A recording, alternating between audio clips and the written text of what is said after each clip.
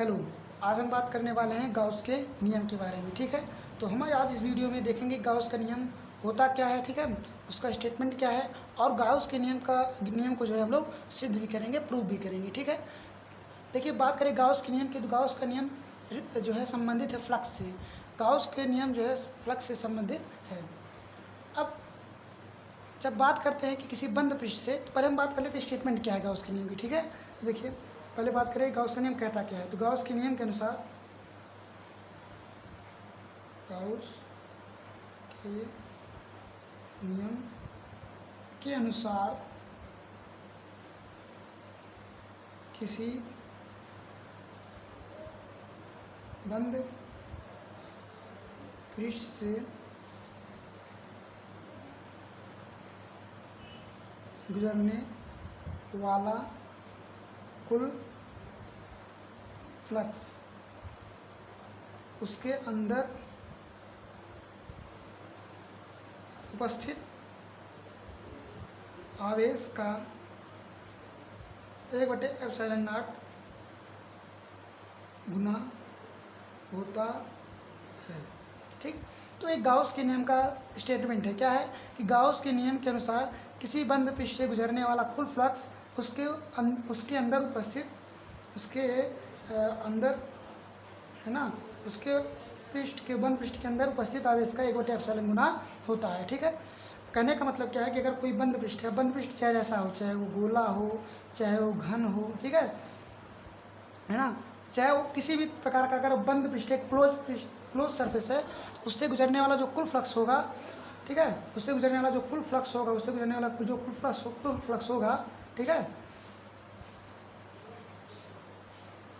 वह जो है उसके अंदर उपस्थित आवेश, जितना अंदर उपस्थित आवेश है उसका 1/ε0 गुना होगा। ठीक है, तो गाउस के नियम के अनुसार किसी बंद पृष्ठ से गुजरने वाला कुल फ्लक्स उसके अंदर उपस्थित आवेश का 1/ε0 गुना होता है। तो इसको हम यहाँ पे नोट कर लेते हैं। ठीक है, किसी बंद पृष्ठ से गुजरने वाला फ्लक्स आवेश का 1/ε0 गुना होता है। ठीक है, तो φE बराबर हो जाएगा Q/ε0। तो यही जो है गाउस का नियम। ठीक है, किसी बंद पृष्ठ से गुजरने वाला फ्लक्स Q उसके अंदर उपस्थित आवेश का 1/ε0 गुना होता है। ठीक है, Q क्या है, उस बंद पृष्ठ के अंदर उपस्थित आवेश है। ε0 क्या है, निर्वात की वैद्युतशीलता है। ठीक है, चलिए अब बात करें कि सूत्र को, अब हम बात करते हैं सूत्र की उत्पत्ति के बारे में। इसको सिद्ध कैसे करेंगे, प्रूव कैसे करेंगे। ठीक है, तो देखिए चलिए अब बात करते हैं जो है हम लोग गाउस के नियम की उत्पत्ति की। ठीक है, तो उसके लिए हम लोग सबसे पहले एक गोला कंसीडर कर लेते हैं, है ना, एक गोला कंसीडर कर लेते हैं जो कि एक बंद पृष्ठ है। ठीक है, अब इसके केंद्र पर जो है हम मान लेते हैं कोई आवेश रखा गया है, एक आवेश रखा गया है Q। ठीक है, इसके केंद्र पर रखा गया, और जो गोला हमने कंसीडर किया है उस गोले की त्रिज्या को हम मान लेते हैं R। ठीक, तो अब एक जो हमारा आवेश हमारा है गोले के केंद्र पर है, और जो है गोले के भीतर स्थित है Q आवेश। ठीक है, तो सबसे पहले हम लोग ये पता करेंगे इस गोले के एक छोटे से पृष्ठ से कितना फ्लक्स पार होगा। ठीक है, अच्छा, इस आवेश के कारण इसके सरफेस पे वैद्युत क्षेत्र की तीव्रता कितनी होगी, तो देखिए कितनी होगी जो है E बराबर, इस आवेश के कारण इसके पृष्ठ पर वैद्युत क्षेत्र की तीव्रता, देखो E बराबर हो जाएगा 1/4πε0। आवेश कितना है Q, और यहाँ से दूरी कितना है जी R। गोले के सरफेस जो केंद्र से हर जगह दूरी तो समान होगी सरफेस की। ठीक है, तो दूरी का स्क्वायर, तो ये जो है इस आवेश के कारण इसके सरफेस में वैद्युत क्षेत्र की तीव्रता होगी। और बात करें दिशा की, तो वैद्युत क्षेत्र, चूँकि हम मान लेते हैं पहले से इसको धनावेशित है, मतलब धनावेश है, तो धनावेश के कारण जो वैद्युत क्षेत्र की तीव्रता होगी वो बाहर की तरफ होगी। ठीक है, ये हमारी वैद्युत क्षेत्र की तीव्रता होगी E। ठीक, चलिए ये हमारी वैद्युत क्षेत्र की तीव्रता। बात करें दिशा, तो दिशा होगी बाहर की ओर। ठीक, चलिए सबसे पहले हम बात करेंगे इस छोटे से, एक छोटा सा यहाँ पे क्षेत्र कंसीडर कर लेते हैं DA, है ना। इस DA छोटे से क्षेत्र से कितना फ्लक्स पार करेगा, तो चूँकि हमने यहाँ पर छोटा सा क्षेत्र कंसीडर किया है तो छोटा सा फ्लक्स भी पार करेगा, और छोटा सा फ्लक्स कितना होगा, dφE बराबर होगा वहाँ पे वैद्युत क्षेत्र की तीव्रता और जो वहाँ का जो छोटा सा क्षेत्र है उसका, ठीक है, क्षेत्रफल सदिश DA, ठीक है, उसका डॉट प्रोडक्ट के बराबर होगा। इस छोटे से एरिया से पार करने वाला जो फ्लक्स होगा यहाँ पे उपस्थित वैद्युत क्षेत्र की तीव्रता और यहाँ पर जो क्षेत्रफल सदिश है उसका जो है अदिश गुणनफल होगा, यानी डॉट प्रोडक्ट होगा। ठीक, चलिए तो हम लोग जानते हैं कि डॉट प्रोडक्ट क्या होता है।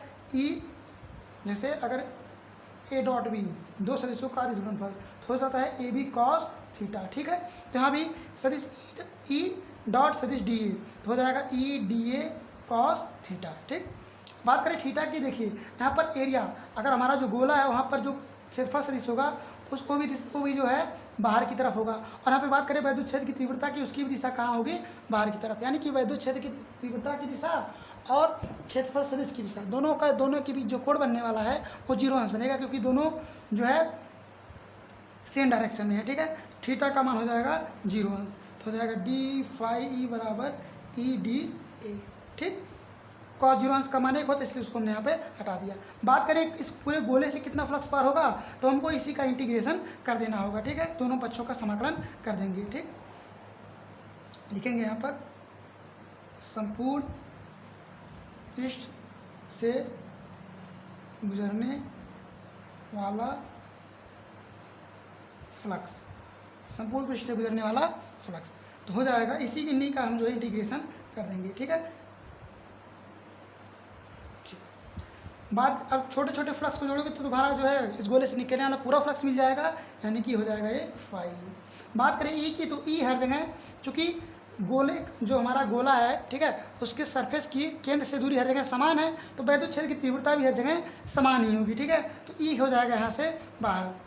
ठीक, इंटीग्रेशन ऑफ डी, यानी समाकलन हमको छोटे छोटे एरिया का जो है समाकलन करना पड़ेगा, एरिया का इंटीग्रेशन करना पड़ेगा। ठीक है, अब छोटे छोटे एरिया को जोड़ोगे आप तो आपको पूरा गोले का एरिया मिल जाएगा, यानी एरिया का जो इंटीग्रेशन होगा वो हो जाएगा 4 पाई आर स्क्वायर। गोले का क्षेत्रफल होता है पृष्ठीय क्षेत्रफल होता है 4 पाई आर स्क्वायर। ठीक है, हो जाएगा फाई ई बराबर ई 4 पाई आर स्क्वायर। ठीक, अच्छा फाई ई बराबर ई की बात करें तो ई का मान हम पहले से निकाल चुके हैं, जो कि है यहाँ पर 1/4 pi epsilon naught q upon r square गुणे यहाँ पर 4 पाई आर स्क्वायर भी है, 4 पाई आर स्क्वायर।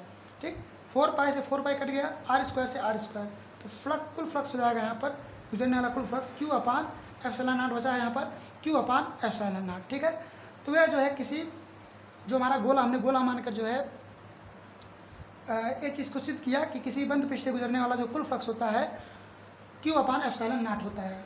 तो देखिए अब बंद पृष्ठ कोई गोला हो ये कोई जरूरी नहीं है, बंद पृष्ठ कोई भी रहे उससे जो गुजरने वाला कुल फ्लक्स होगा उसके अंदर उपस्थित आवेश का 1/एप्सिलॉन नॉट गुना होगा। यहाँ पे हमने सिद्ध करने के लिए जो है यहाँ पर गोला कंसीडर किया है। ठीक है, बाकी आप इसको अलग तरीके से भी प्रूव कर सकते हैं। ठीक।